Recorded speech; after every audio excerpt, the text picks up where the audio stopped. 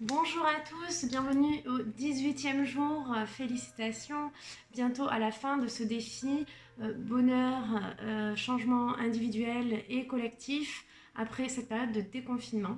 Donc vous pouvez vraiment euh, ben, vous remercier pour ce temps que vous avez pris de prendre du temps pour vous. Et aujourd'hui, j'avais envie de vous parler de ce qui est devant nous et qu'on ne voit pas. En fait, aujourd'hui, on va apprendre à essayer de se rendre disponible pour être à l'écoute du bonheur qui préexiste, qui est déjà là et qui ne demande qu'à être en fait qu'à être révélé, tout simplement mis en lumière euh, dans votre regard. Et j'avais envie pour ça de vous prendre quelques objets, prendre quelques objets et vous montrer que tout ce qu'on voit à l'extérieur reflète notre état émotionnel du moment. Et donc, le premier objet, je me suis baladée un petit peu dans la chambre de ma fille, donc la petite jumelle, et je suis tombée déjà sur ça. Donc, c'est Lily a un chagrin d'amour. Alors, c'est vrai qu'a priori, un chagrin, c'est pas très synonyme de bonheur. Hein.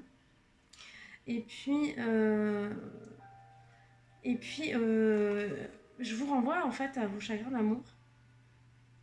Et est-ce que vous pouvez quand même noter une certaine beauté dans ce qui fait que la relation euh, a, euh, a pris tellement d'importance et de place dans votre cœur et dans votre esprit que du coup, ça en est devenu un chagrin. Et comment est-ce que on peut justement envisager cette étape d'expérience douloureuse et de souffrance comme quelque chose de facile entre guillemets, euh, quelque chose qui ressemblerait au bonheur.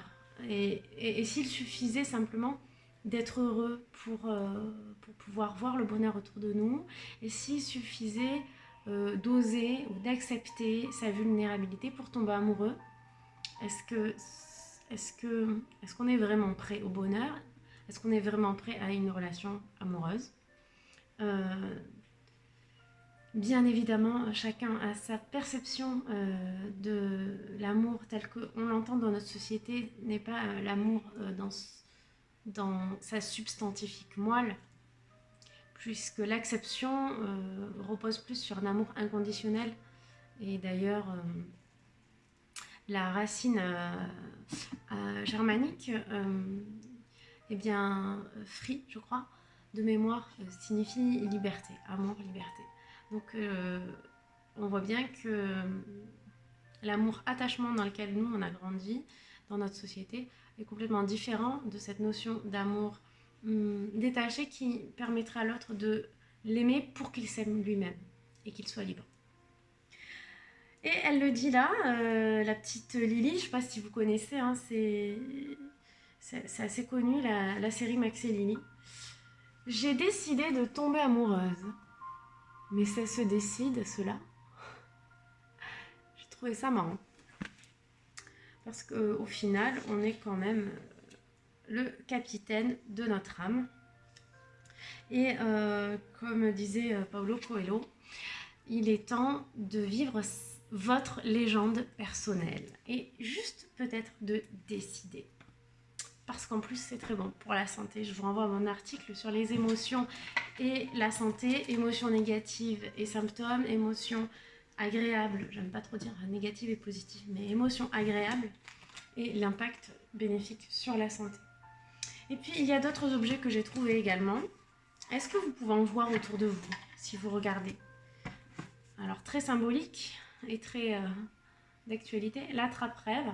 Donc, c'est le moment d'attraper vos rêves. Voilà.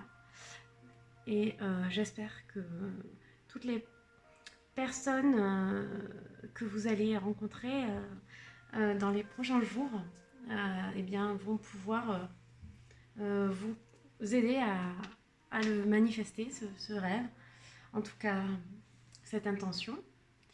Et moi personnellement, eh bien, je demande vraiment à ce que eh bien, les prochains jours soient mis sur mon chemin les personnes qui demandent exactement ce que j'ai à offrir. Voilà. Après, j'ai trouvé d'autres petites choses. Alors, j'ai retrouvé le livre dont je vous parlais, Madame Bonheur, qui est le petit livre qu'on m'avait offert il y a quelques années, au lycée hein, quand même. Et puis c'est marrant en fait, quand je vois que maintenant je fais une méthode audio en 21 séances pour créer son bonheur grâce à une reprogrammation neurolinguistique de nos habitudes.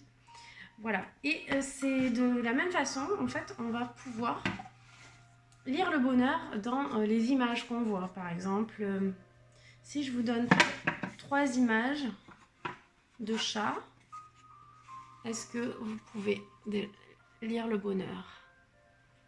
À quoi ça vous renvoie? Moi, par exemple, ça me rappelle une scène avec mes enfants, jouer du piano. Une belle scène de bonheur vécue hier soir. Enfin, oui, hier soir.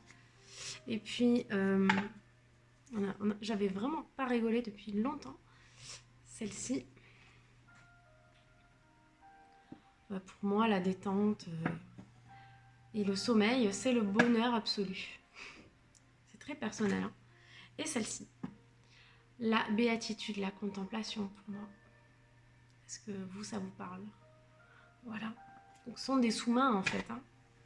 Entourez-vous d'objets comme ça qui vous inspirent, qui vous relaxent et puis qui vous donnent, qui vous ressemblent en quelque sorte peut-être. Et puis je suis tombée sur ça aussi. Aimer les choses simples.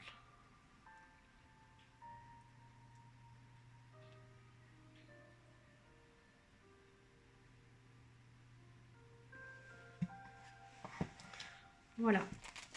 Et également toute une série de petites serviettes qui me renvoient d'ailleurs au film La vie est belle.